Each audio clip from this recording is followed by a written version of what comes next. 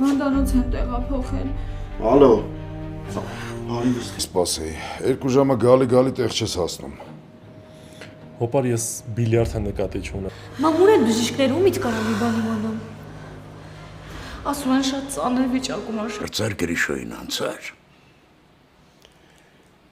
Հիմա քեզ մի բան եմ ասում։ Ինչ պիտի լինի, որ դու ուշքի գաս։ Ամենաթանկներդ քանի անգամ պիտի պատժվեն, որ դու խել։ Գիտեմ, որ դու Գրիշը լավ հարաբերությունների մեջ չեք եղել, բայց Ivo has spent this entire series believing money and control can fix any crisis this family faces, and Manana's miscarriage is about to become the first tragedy in his life that he cannot buy his way out of, no matter how many doctors he calls or how many favors he pulls. Before we get into it, drop a comment and let me know where you're watching this from today. I read every single one that comes in, and I genuinely want to see how far this video actually travels this time, so say hello down there.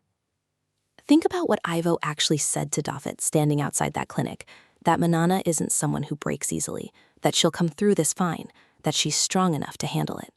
On the surface, that sounds like reassurance, like the steady voice of a grandfather trying to hold his family together during its worst week. But listen to it again, because that's not comfort, that's denial. And it's the exact same denial Ivo has used his entire life to avoid sitting with anything he can't personally control.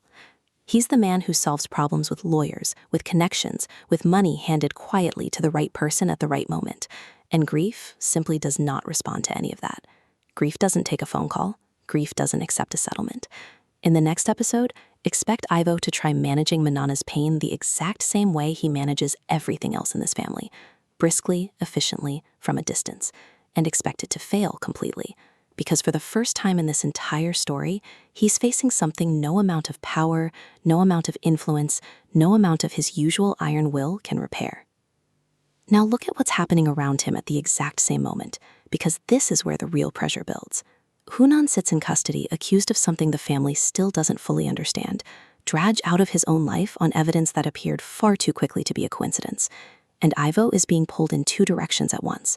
A grandson who needs him fighting in courtrooms and back channels to stay out of prison, and a daughter-in-law who needs him sitting quietly beside her, present, patient, willing to simply exist in her pain without trying to fix it.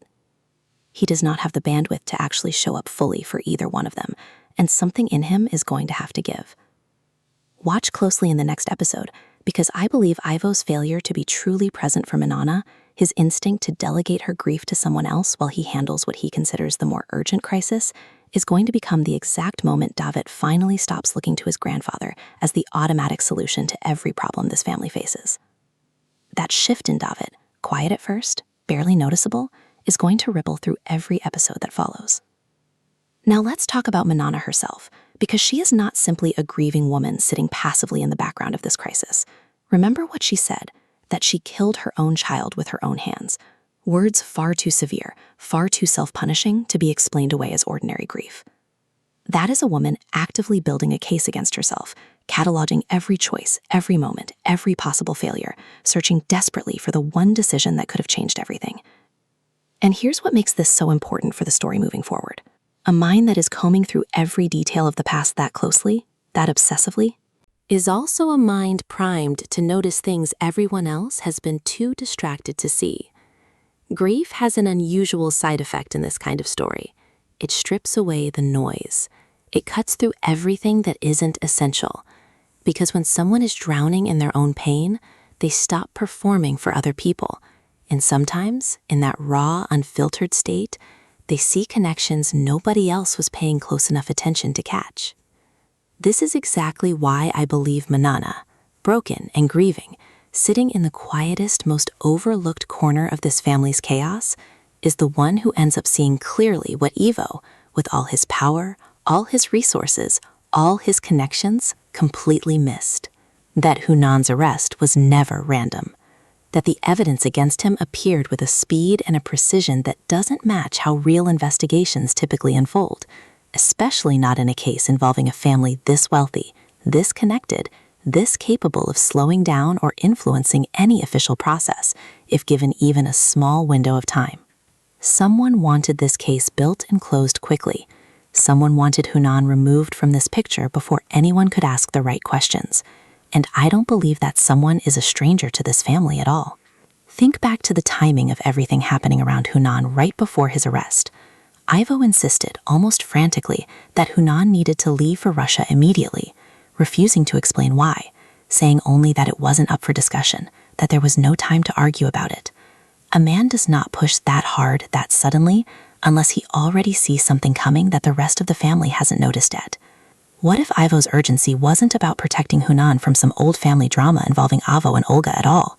What if some part of Ivo already sensed danger closing in around his grandson, danger connected to Grisha's accident, and his attempt to get Hunan out of the country wasn't overprotectiveness, it was an attempt to save him from exactly what ended up happening anyway, just a few days too late. Now bring this back to Manana's story, because here is where I think the next episode is going to hit hardest emotionally.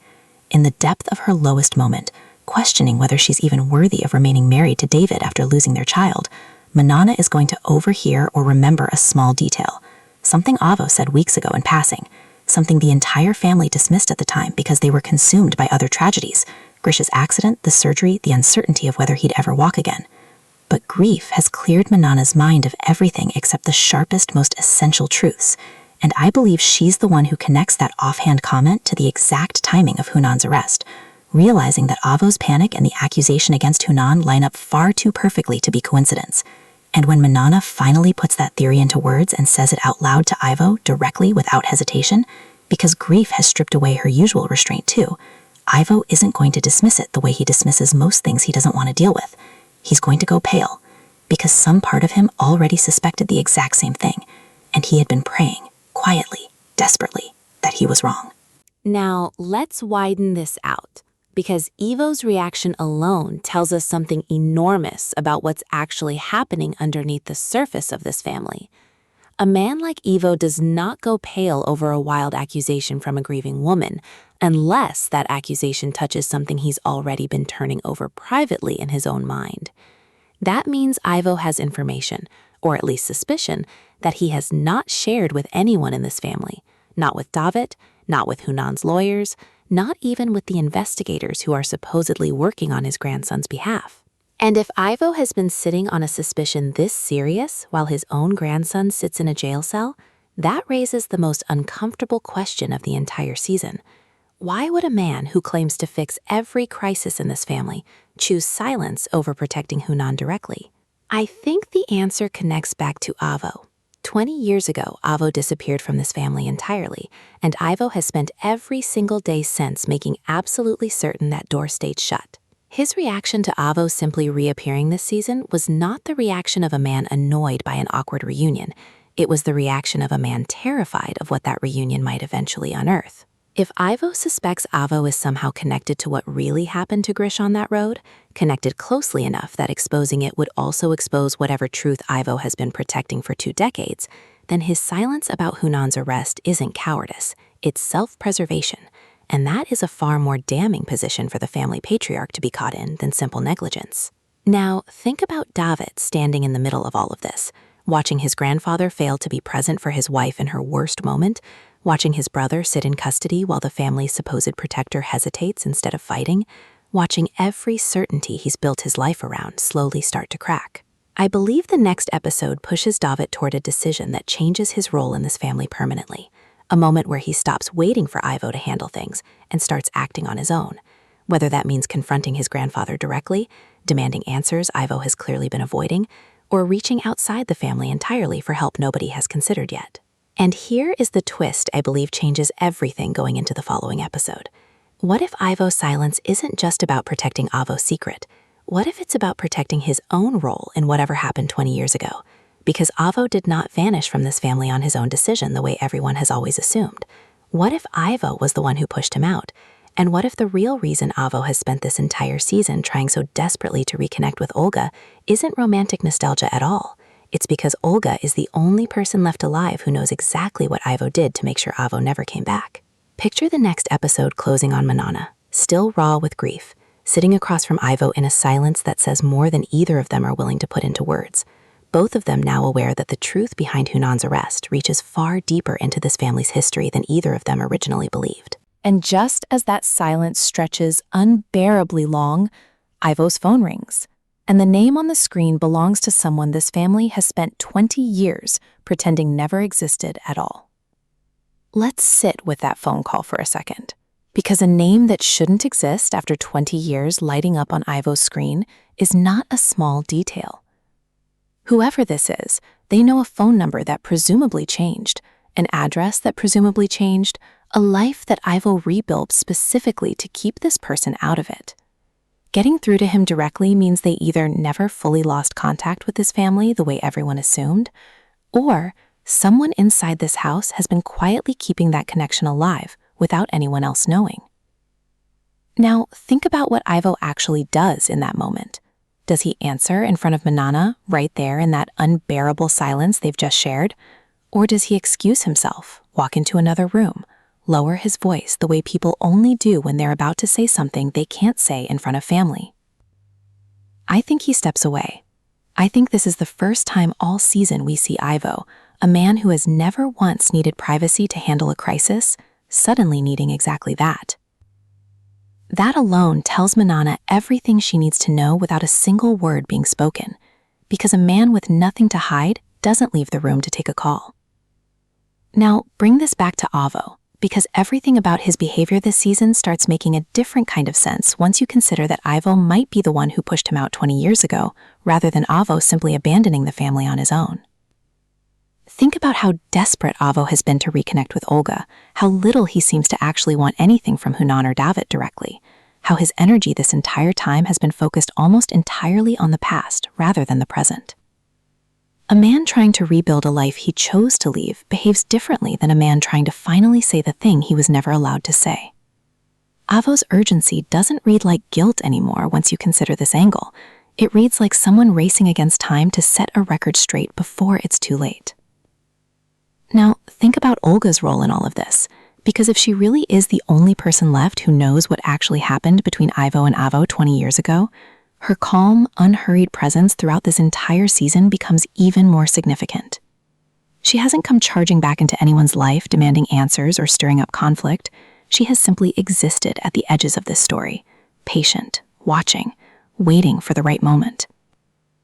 That kind of restraint usually belongs to someone who already knows exactly how powerful the information they're holding really is, and who understands that timing matters more than urgency.